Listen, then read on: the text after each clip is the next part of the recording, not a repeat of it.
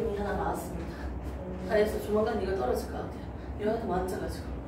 자, 우리가 이제 방학이라고 보시면 됩니다. 여름 특강입니다. 오늘부터는. 그래서 4단원 유전 파트부터 진행을 해볼 건데요. 생명과학은 1단원부터 3단원까지 4단원, 5단원 이렇게 한번 나눠볼게요. 1단원에는 우리가 생명체에 가지고 있는 특성에 대해서 배웠습니다. 그래서 개체를 유지시키기 위한 특징, 종족을 보존시키기 위한, 유지시키기 위한 특징 두 가지로 나눴고요.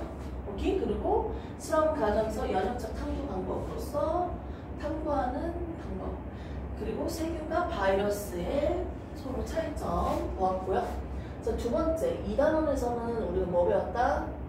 물질 대사에 대해서 배우면서 동물한테 가지고 있는 기관계, 호흡계, 배설계, 순환계, 이거 신경과 빼고 4가지를 우리가 배웠죠. 자, 그런데 3단원에서 우리가 배운 건 이제 드디어 기관계 중에서도 신경계, 자극과 반응, 생명체의 특성에 대해서 우리가 배웠습니다. 그리고 방어작용 해가지고 혈액까지 쭉 나오는 거예요. 이제부터 나오는 4단원은요. 먼저 4단원을 먼저 끝내고 갈 겁니다. 자, 4단원은요. 우리가 알고 있는 바로 유전입니다. 유전이 나오는 단원인데 이 4단원에서 우리가 이제 핵심적으로 다뤄볼 거는 생명체가 가지고 있는 특성 중에서 종족을 유지하는 특성이 있죠. 두 가지가 있습니다. 적응과 진화도 있었고요. 그리고 생식, 아기를 낳는 현상, 맞죠? 낳는 거. 생식과 유전이 필요했어요. 종대가 끊기지 않기 위해서는. 그러면 4단원은 바로 이 종족 유지, 생식과 유전에 대한 단원을 배워볼 거예요. 그래서 먼저 대표적인 용어 한번 적어놓고 한번 보도록 합시다. 선생님은 살아있는 생명체예요. 멀리서 선생님을 딱 봤을 때 저는 과학생이다. 나는 영어생인데? 누구인지 구분할 수 있는 건 특성을 알기 때문이다. 특별한 성질을 알기 때문에 구분이 가능했죠. 벽돌집은 벽돌로 만들었죠. 오케이? 나무집은 나무로 만들었죠. 생명체는 생명체로 만들었죠. 그 가장 작은 생명체가 뭐다? 세포죠. 이렇게 해서 우리는 이 구조, 생명체를 만드는 구조에서 기본 단위, 생명활동을 하는 기능을 가진 가장 작은 거, 구조적, 기능적, 단축됐다. 기본 단위인 세포로부터 출발하는 걸 배웠습니다. 이렇게 세포 한 개는 살아있는 생명체예요. 얘들도 먹고 살려면 밥도 먹고 노폐물도 버려야겠지. 물질들을 주고받겠죠. 이렇게 물질 교환을 하면서 살아갈 건데 얘들이 사이즈가 커버리면 같은 시간에 물질들을 주고받는 게 어려워져요. 너무 좀 비효율적이야. 좀 더 효율적으로 물질들을 주고받기 위해서는요. 세포가 2개로 나누어지는 분열을 선택했습니다. 그렇게 해서 세포의 크기가 커지는 방법이 아닌 세포의 수를 늘리는 세포 분열을 하는 거예요. 이렇게 해서 종족들을 많이 유지시키겠지. 이렇게 효율적으로 물질 교환을 하기 위해서, 표면적을 늘려주기 위해서 세포는 크기를 늘리지 않고 세포 수를 많이 만드는 세포 분열을 선택하면서 살아갑니다. 이렇게 살아있는 세포는요, 세포 한 개가 생명체다 라고 한다면 집신벌레와 아메바와 같은 작은 생명체들도 있습니다. 이렇게 세포 한 개가 생명체면 이걸 우리는 무슨 생물? 단세포 생물이라고 부르고요. 세포들이 많이 모여서 개체 완성. 어디 갔냐? 세포들이 모여서 브리아블라에서 생명체 완성. 이렇게 여러 세포들이 모여서 많은 세포들이 모여서 만들어진 생명체는 다세포 생물이라고 부를 수 있겠죠. 좋습니다. 그러면 이 세포들이 어떻게 모여서 만들어졌는지 그림이 지금 없습니다. 근데 간단하게만 한번 적어보도록 할게요. 어차피 알 테니까. 자, 같은 세포들, 상피 세포들이 이렇게 생겼다고 한다면 똑같은 상피 세포들이 모여서 뭘 만든다? 조직을 만들었어요. 또 여러 조직들이 모여서 하나의 기관을 만들었어요. 하나의 형태, 모양과 기능을 가지고 있는 역할을 하는 기관을 만들고요. 이런 기관이 한 개만 아니고 여러 기관들 있죠. 위, 소장, 대장 이런 기관들이 모여서 하나의 소화기를 만들죠. 즉 기관계를 만듭니다. 그리고 여러 기관계들이 다 통합적으로 일을 하면서 하나의 개체를 완성해요. 이게 생명 시스템이었죠. 그러면 이제 이 친구들이 이제 세포분해를 선택한 이 친구들이 어떻게 종족을 유지하는지 두 가지에 대해서 이제 한번 다뤄볼 거예요. 선생님 얼굴에 있는 쌍꺼풀, 솜꺼풀, 외꺼풀? 외꺼풀 말고 쌍꺼풀, 외꺼풀이지. 외꺼풀이 없는 거지, 쌍꺼풀이. 용어로 따지면. 속쌍꺼풀, 뭐 이렇게 표현을 할 수 있는데요. 또는 보조개가 속상, 무쌍, 겉상 하지 않아요? 아, 그렇게 얘기해? 무식하면 막 드러나네요. 아, 속쌍, 겉쌍, 무쌍. 무쌍? 아, 아니 외꺼풀이 없는 거지. 아무튼 가을에서 보통 외꺼풀, 쌍꺼풀 이렇게 하는 거. 아니 그러니까 외가 쌍인가?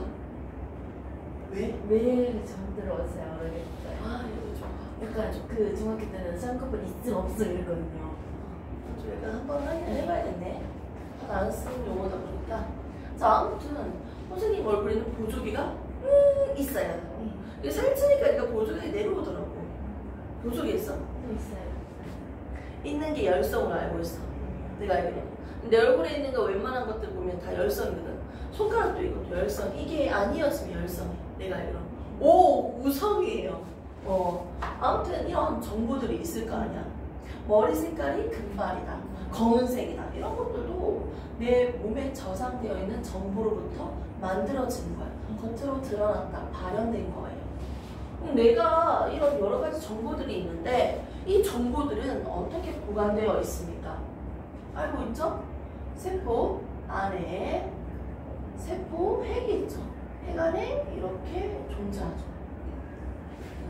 여기서부터 사실 우리는 출발을 해야지. 맞죠? 자, 봅시다. 우리 몸 안에는요, 우리의 정보를 가지고 있는 친구들이 있습니다. 이렇게?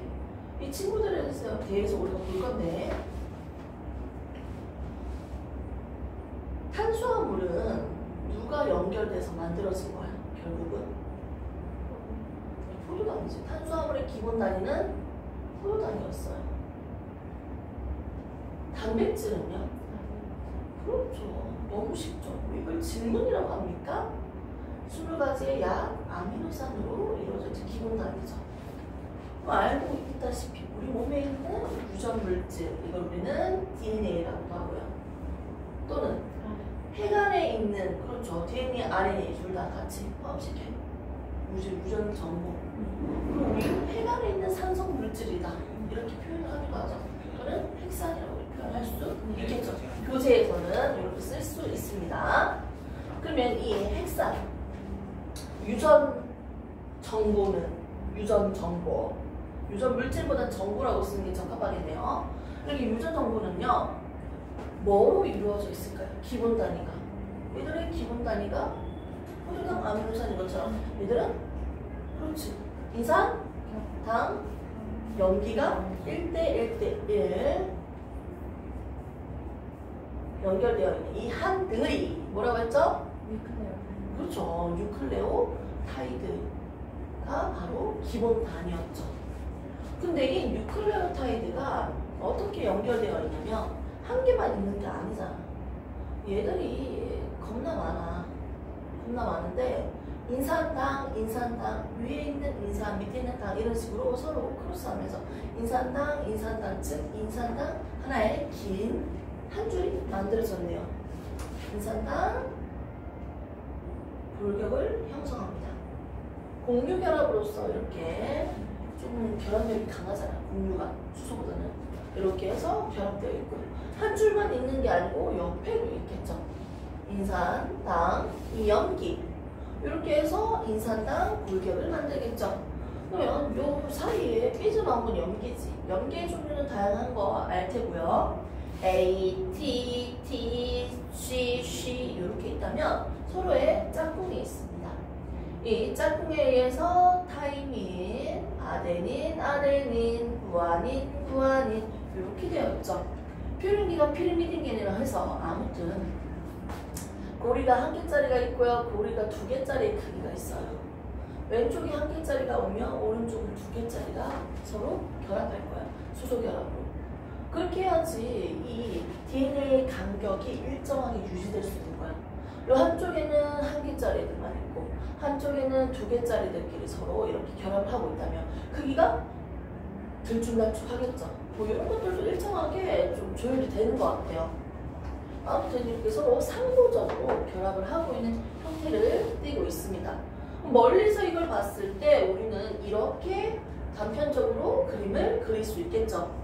근데 우리의 그 많은 정보는요, 염기, 서열이 세 개가 모여서 세 개의 염기가 하나의 아미노산을 결정했어요. 그리고 이 여러 개의 아미노산의 순서와 종류에 따라서 종류와 배열에 따라서 연결 배열 순서에 따라서 만들어지는 단백질이 결정됐죠. 만들어지는 친구가 결정됐죠. 결국은 염기 순서가 하나의 뭘 결정한다? 검은색 머리 유전자. 인슐린을 만드는 유전자, 유전 물질이 된다는 거죠. 하나의 DNA 가닥에는요, 두 가닥이 이렇게 되어 있잖아. 여기 하나의 DNA에는요, 하나의 DNA 위에는요, 여러 개의 유전자가 존재하네요. 인슐린 만드는 유전자, 글루카곤 만드는 유전자, 이런 식으로 여러 개가 있겠죠. 그리고 정보가 존재하지 않고 비어있는 구간도 보이네요. 그러면 이 DNA 가닥이 그냥 단편적으로 이렇게만 생긴 게 아니잖아. 두 가닥이 연결되어서 이렇게 회전을 하고 있잖아. 맞지? 회전을 하는데 1회전을 할 때 이 염기일상은 몇 쌍이었어요? 한 바퀴 회전할 때 한 쌍, 두 쌍, 세 쌍 이렇게 세워보면 몇 쌍? 10쌍이에요. 1회전 할 때 10쌍을 가지고 있고요. 그리고 이 DNA 가닥이 여기에서만 끝나는 게 아니고 너무 길고 그러다 보니까 우리가 여기 위에 있는 유전 정보를 잘 가지고 있어야지 손실되면 안 되잖아. 그럼 얘를 차곡차곡 잘 정리를 해야겠죠. 응축을 하기 위해서 어떻게 한다? 히스톤 단백질. 이 단백질은 위에는 네 덩어리, 밑에 네 덩어리 해서 단백질이 이렇게 위층 아래층으로 되어 있어. 아무튼 히스톤 단백질이 있고요. 이 단백질의 DNA 가닥이 한 바퀴, 두 바퀴 반! 2.5바퀴 감싸져 있는 이 녀석을 우리가 유클레오타이드라고 부르면 안 되죠. 유클레오솜. 날씨가 더우니까 오락가락 하나. 들어봤죠? 유클레오솜이라고 부릅니다.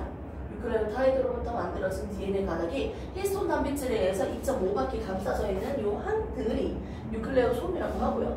이 유클레오솜이 한 개만 있는 게 아니고 계속 있겠죠. 얘들을 한 번 더 차곡차곡 정리하면 결국 멀리서 봤을 때는 실처럼 풀어헤쳐져 있는 형태, 염색사, 실사 형태를 띠고 있습니다. 평상시 핵에는 이처럼 DNA 모양이 아니고요, 염색사의 형태로 존재하고 있어요. 하나의 DNA가 결국은 하나의 염색사를 만드네요. 그리고 결국 하나의 염색체를 만드네요. 하나의 DNA 위에 여러 유전자들이 있다.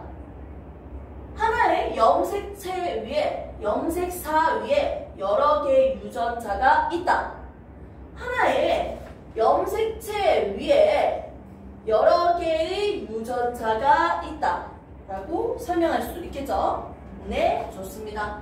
평상시에는 염색사 모양을 이렇게 띄고 있다가 야, 인슐린 만들어 얼른 빨리 세포 분열해 이러면 어떻게 하냐면요,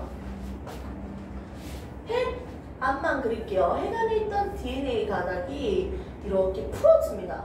풀어지면 나는 여기서부터 여기까지만 유전 정보가 필요해. 염기 서열이 풀어지자마자 중화표소에 의해서 그대로 왼쪽과 상보적인 서열이 만들어져요. 복제가 돼요. 필요한 데까지만. 한 가닥이 만들어지고 나면 그 한 가닥이 보이죠? 이걸 우리는 뭐라, 이것도 RNA라 하죠. RNA. RNA 종류가 여러 가지지만 언급하지 않고요. 이 한 가닥이 RNA지. 그래서 핵 구멍, 핵 공을 통해서 얘가 바깥으로 빠져나오죠. 얘는 다시 정상적으로 원래 원심 복구되죠. 그래서 핵 안에서 우리의 정보를 가만히 가지고 있는 친구는 정보 저장 역할을 해주는 DNA. 우리 유전 물질을 전달해주는 역할을 하는 건 RNA 한 가닥짜리였죠. 연계 차이가 있고 뭐 이런 당 차이도 있고 하겠지만, 자, 아무튼 이렇게 우리는 기본적으로 우리 몸에 있는 유전 정보가 어떻게 존재하는지 한번 정리를 해봤어요. 이 구체적인 용어와 이 내용은 알고 있어야 돼요. 당연히. 됐습니까? 세포 분열 준비해 하면 평상시에는 이렇게 실처럼 풀어젖혀 있다가 세포 분열 준비해 얘기를 들으면 얘가 복제가 됩니다. 이렇게 그 왼쪽과 똑같은 정보의 한 줄을 각각 만들어 한 몸으로 붙어 있다고 생각하면 돼. 복제된 상태지만 복제된 게 옆에 한 줄로 붙어 있다고 생각해. 복제한 후에 분열 시작! 준비한 후에 복제한 후에 시작하면 분열 시기에만 막대기 모양으로 이렇게 염색체 모양을 관찰할 수 있습니다. 한 번 더 응축하고 응축해서 더 길이가 짧아졌겠네요. 염색체 모양으로 볼 수 있고요. 난 2개씩 그렸잖아. 이렇게 2개씩 존재하는데 원래 같으면 복제 안 되고 만들어졌으면 이렇게 팔이 1개였겠지. 근데 복제가 된 후에 만들어졌기 때문에 팔이 2개짜리가 보이네요. 이건 우리가 염색체라고 부릅니다. 염색이 되는 물질이라고 염색체라고 이름이 불러졌는데, 여기 염색체가 하나, 둘, 셋, 넷 이렇게 부르면 되겠지. 4개라고. 중간에 나중에 방추산과 연결되는 부위를 우리가 동원체라고 하고요. 오, 자, 이때 염색 이 한 가닥은 왼쪽에 대해서 복사가 된 거니까 넌 나의 분신이다. 염색 분체예요. 또 다른 말로는 자매 염색 분체라고 부릅니다. 똑같은 말이야. A는 B의 염색 분체, B도 A의 염색 분체. 자, 여기는 염색체가 총 4개인데요. 염색 분체는 몇 개예요? 염색 분체 각각 2개씩이니까 총 8개. 이렇게 부르면 됩니다. 다른 거예요? 아니, 이거 하나하나씩 다 한 개씩 개수를 세면 돼요. 염색 분체 개수는. 염색체는 하나, 둘, 셋, 4개. 4개라고 하면 되고, 염색 분체는 8개. 이렇게 부르면 됩니다. 염색 분체는 그대로 복사한 거니까, 왼쪽 거.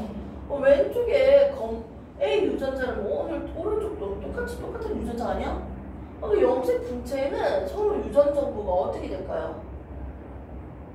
100% 똑같을 수밖에 없지. 복제된 거니까. 오케이?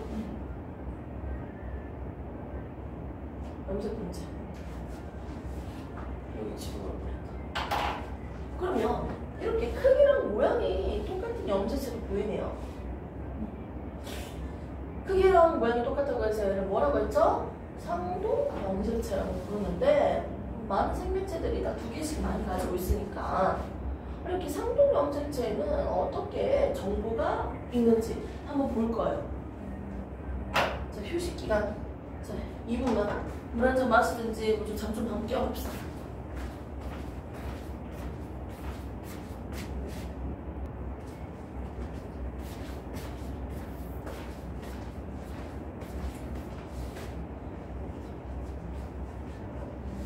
우리 몸에 있는 유전 정보, 유전 물질, 부모가 가지고 있는 걸 자손한테 전달시킬 건데 그 물질은 어디에 있는지, 어떤 식으로 존재하는지 지금 한번 봤어요.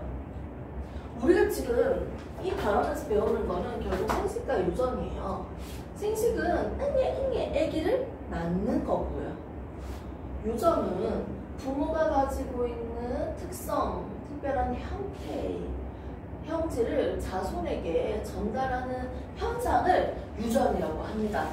우리는 결국 생식과 유전을 배울 건데, 맞지? 그러면 우리가 사람에 대해서 이제 조금 더 다뤄봐야겠지?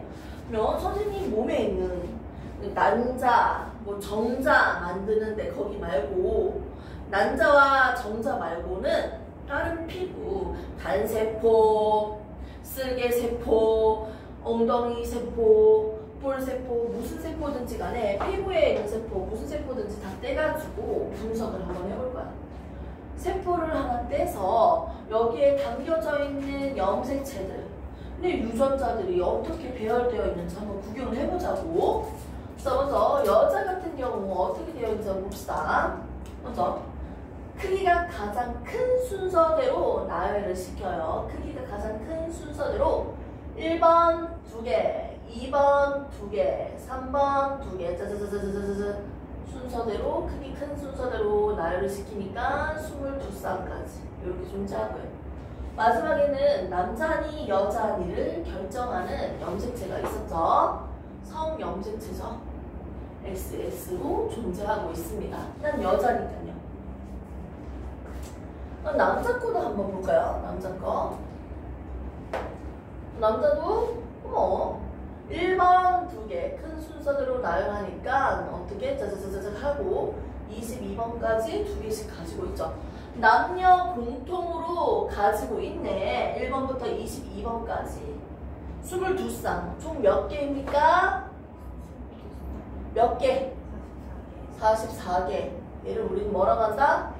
남녀 동일하게 가지고 있는 염색체, 상염색체라고 부르죠. 그리고 마지막에 성별을 결정짓는 염색체. 여자는 XX, 남자는 XY라고 부르는 거. 이건 성염색체죠. 2개가 있습니다, 각각.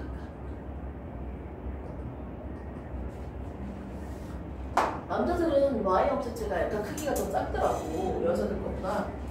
이거 있으면 왠지 나에게 위로가 됩니다. 손이 심심했는데. 이렇게 크기가 좀 작더라고요. 아무튼 이렇게 존재하고 있는데 나는 이제 아기를 만들 거야. 그러면 어떻게 정자와 난자가 만들어지는지 한번 봅시다. 2개 중에 1개만 들어가. 2개 중에 1개만 들어가.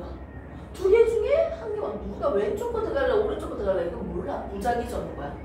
이렇게 해서 총 몇 개 염색체가? 20. 그리고 성까지 또 2개 중에 1개니까 23개의 난자 완성. 그 다음에 남자 것도 똑같아요. 정자가 만들어지는데 1번 2개 중에 1개, 2번 2개 중에 1개 쭉 들어가면 1번부터 22번까지 전부 똑같은 거 아니에요? 네. 그렇죠. 다 똑같죠. 상성 염색체 꼴이지. 그렇지. 이렇게 해서 총 몇 개가 되고 성까지도 2개 중에 23개의 염색체를 가진 정자 원성이 돼요. 이렇게 해서 난자와 정자가 만나면 결국 뭐가 만들어져요? 애기는 만들어지지. 자, 1번 1개, 1번 1개에서 1번 완성. 2번 1개, 2번 1개에서 2번 완성. 이런 식으로 하면 결국 46개의 염색체를 가진 인간이 만들어지겠죠. 그럼 사람 몸에 있는 상동 염색체는 지금 몇 쌍이야, 여자는? 엄밀히 얘기하면 성도 똑같으니까 23쌍이지. 남자는 22쌍이지. 마지막은 쌍이라고 할 수 없지. 오케이? 그러면 사람 몸에 있는 상동 염색체는 하나는 누구한테서 받은 거야? 엄마. 하나는 아빠한테서 받은 거야. 맞잖아. 근데 엄마랑 아빠한테 하나씩 받는데 어떻게 두 염색체가 똑같아요? 모양과 크기만 똑같은 거지. 정보는 다르지. 네. 중요한 질문이야.